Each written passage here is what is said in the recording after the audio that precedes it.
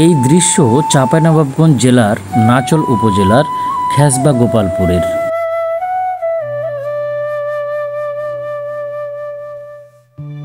চলুন আজকে আমরা চলতে চলতে ঘুরে দেখব বরেন্দ্র অঞ্চলের কিছু সৌন্দর্যময় স্থান।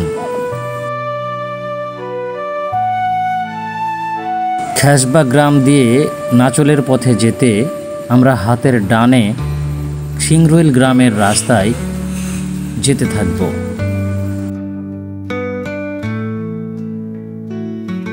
রাস্তার দুই পাশ জুড়ে আছে সবুজ গাছপালা, প্রকৃতির নৈশব্দ যেন কথা বলে এখানে।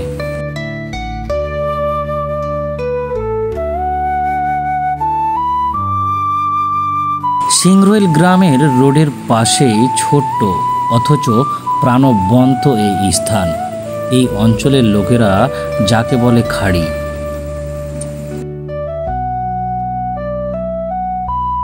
এবার পৌঁছে গেছি সেই শান্ত প্রান্তে।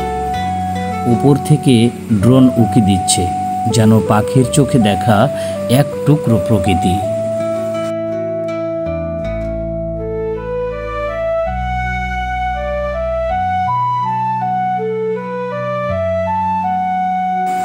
সিমেন্টের ছাতার ছায়ার নিচে বসার স্থান। এখানে ক্লান্ত পথচারীরা একটু বিশ্রাম নেন, প্রকৃতিকে উপভোগ করেন।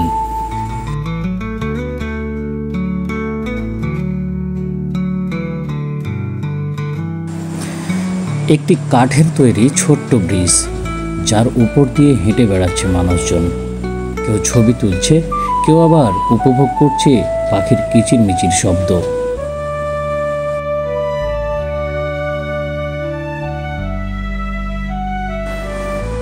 খাড়ের দুই ধারে সারি সারি বড় বড় গাছ। সেই গাছগুলোতে দেখা যায় নানা রঙের পাখি। চারিদিকে শুধু প্রকৃতির সুর।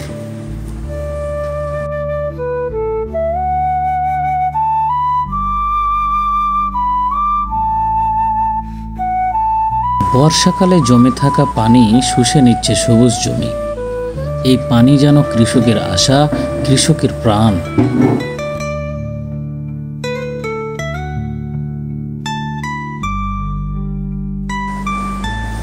দূর থেকে দেখা যায় সেই ছাতা ও ব্রিজ। জীবনের ক্যানভাস যেন কেউ এঁকে রেখেছে।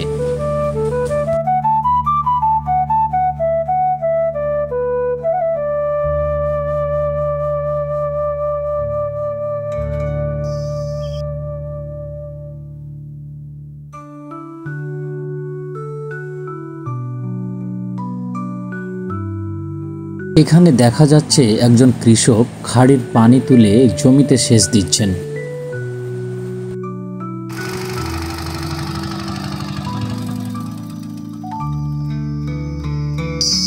ডিপের আমাদের পানি খুব কম উঠে।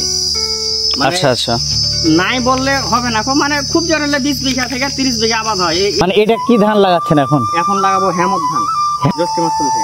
আচ্ছা, আষাঢ়, শ্রাবণ, ভাদ্র, আশ্বিন, কার্তিক। এরপরে আর পানিটা পান না, পরবর্তী আবাদের জন্য আর কোনো পানি থাকে না। আবাদ মানে যে ইরির আবাদ আছে, গম আছে, সরিষা আছে। আমাদের এই গম সরিষা এলাকায় পানি পাওয়া যায়, খুব কষ্ট করে আবাদ করতে হয়। সামনে এইখান থেকে অনেক দূরে একটা মিনিটিপ আছে, ওই মিনিটিপ থেকে খুব জোরে আসে পানি। করতে পারলে করে, নাইলে জমি পচিত পড়ে থাকে।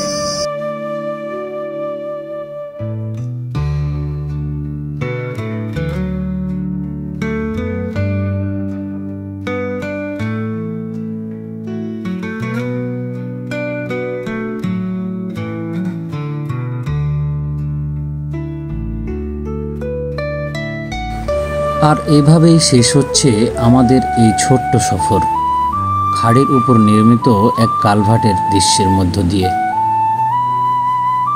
এই খাড়ি শুধু পানি ধরে রাখে না, ধরে রাখে একটি অঞ্চলের জীবন, সংগ্রাম আর প্রকৃতির নিঃশব্দ ভালোবাসা।